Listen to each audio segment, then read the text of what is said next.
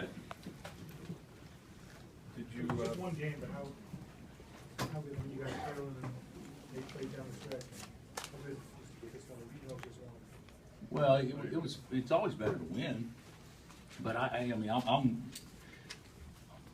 it was a much bigger game to fans and probably the players that were playing it than it was in the big picture. I mean, it's a resume game that may help a seed line or something like that, but in the big picture, it's hopefully just gives us momentum moving forward in the league. But it was a fun game to be a part of. Obviously, we labored the whole game, offensively trying to find any rhythm without Perry the first half, and we couldn't keep their guards out of the paint. They wore us out. Ulis was great, and he was so good, and Briscoe totally controlled everything early, but we kind of hung in there, and Carlton and Sheck made some shots, just kind of pieced it together, and then the second half, when it got to the teeth of the game, Wayne took over. So, but it was a fun game. It was a game in which we could have made it a lot easier on ourselves. We made free throws, and Cal would say, well, we could have made it a lot easier on ourselves if we didn't have to fight through foul problems and stuff like that.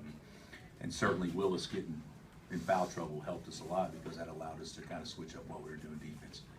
And Bill, Frank said you guys worked a little bit on the change defense this week. Was it something you saw that you might? No, we actually, that's something that we always do, but we hadn't practiced it in probably, 2 weeks or 3 weeks, and so we worked on it. Spent a lot of time, probably worked on it 5 to 7 minutes a day, and it basically bailed us out, because we had such a hard time guarding the ball, and we still didn't do it right, but we did it well enough that it disrupted their rhythm. Bill, with the way the final play in regulation played out, where it was kind of just like a last ditch to get it into Frank, were you even surprised by him getting it off and then almost sinking it to win the game? No, I wasn't. No, it was a heave. Yeah, you'd be surprised if it went in. But I don't know why Wayne didn't throw it long. I mean, that was the whole deal, throw it long. But Scowls on him, and then Poitras, who he just played great. He was guarding Landon, and we've used that in the past. But it was good that we got it in, and most importantly, you just can't throw it away and give him a chance. And then Frank obviously almost made it. Bill, how much the triangle into a couple of years ago against North Carolina in the tournament? How much have you used it since then? It's been in our package for every year. We've used it this year maybe just a couple of times. To me, it's not embarrassing. I don't want to say that by any stretch, but if you have to go to a gimmick or a junk defense in order to be good defensively, then you're not going to last very long. And so we got to tighten some things up. But it is a good change of pace or change of momentum type thing. And then if you can get a couple of stops, sometimes they get hesitant, and that's kind of what happened, I think, a little bit tonight. So how much did you feel like Wayne was kind of the rhythm of the game that was why he sort of took it on like that, or was just Wayne really willing it going into the game some? Was there? I thought Wayne today was as smart offensively as maybe he's been all year because he didn't settle. He drove it, and if Wayne shoots 20 shots in a game, you would think historically, that would probably be 10 threes or something like that, or a higher percentage. And even though what won the game was some timely threes that he made, I think him driving it and being a factor early by getting to the rim was huge for us. Was it like a tournament game in any way? I mean, the way that you had to adjust kind of on the fly with throwing the triangle and two out there? Well, I don't know if that makes it a tournament game. We try that whenever, but it's not like a tournament game because there's not going to be a crowd like that in a tournament game. But to me, it was a fun game because it was obviously great to win, but it wasn't a win at all cost deal that you had to do that.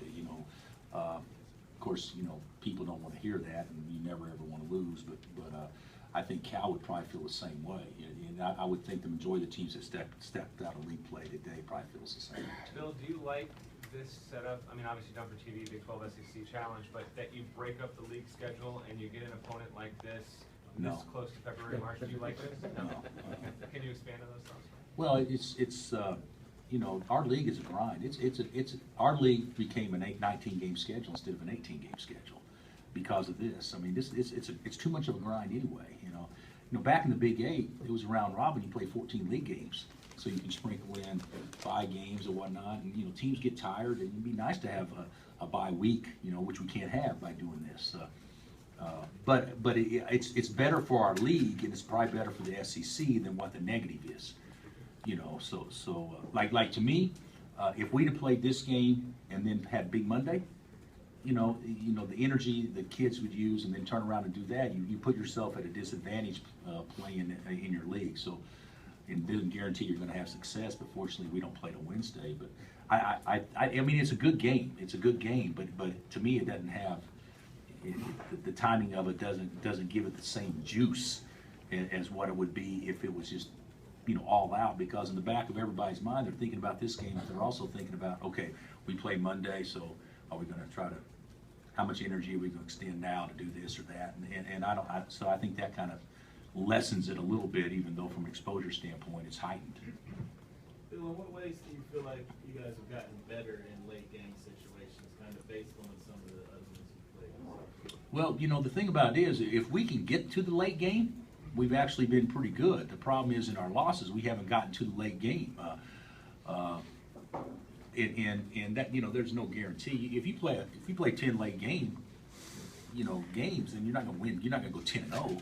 You know, obviously other teams make plays and that kind of stuff, but in our 3 losses, we never got to the late game. We never put game pressure on anybody where it came down to being tough or getting a stop or executing. It was the game was already decided with, you know, a minute and a half left or 2 minutes left. But you know, in close games, you know, knock on wood, historically, and even with this team, we've actually done a pretty good job in close games. Bill, from a momentum standpoint, even though this doesn't count for conference or anything, but how much did you guys need this? Yeah, just we based did. on the last few weeks when they've kind of You know, the question that Matt asked was, I probably didn't answer it accurately. Since we haven't played well of late, this became a much bigger game from a momentum standpoint. So I do think it kind of gives us a boost that we needed going back into conference play. Did you comment on Wayne's game tonight? Yeah, he was great. It's probably as well as he's played, or as good a game as he's played since he's been here. You know, that looked like Wayne in Korea. He was great. And you know, Ulis matched it. I mean, Ulis was fabulous.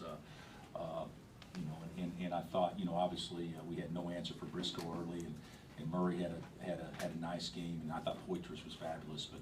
But really, you know, the player of the game down the stretch, without question, was Wayne. You know, he carried us, and he made some timely shots, but he just competed really hard. Bill, in preparing for this game, you know, as you watch film on Kentucky, what do you think of them at the stage they're at right now compared to where they may have been a month ago? Oh, they're good. They're good. I knew they'd play really well coming in here.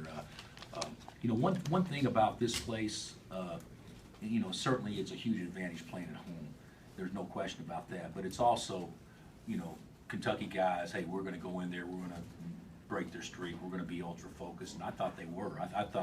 I thought we got a great effort by them, especially early on. I thought that was a really focused team, and you know, I don't know the personnel, so it's not for me to comment on anybody else's team by any stretch. But Willis is a hard guard because he can stretch it, and then when Poitras plays like that, to me, that they become a team that's so hard to guard because the 3 guys with the ball on the perimeter are as good as any 3 guys in America on the same team as far as breaking people down. So I like their team. I mean, you know, they obviously don't have 2 7-footers back there, but we certainly struggled scoring over their lead.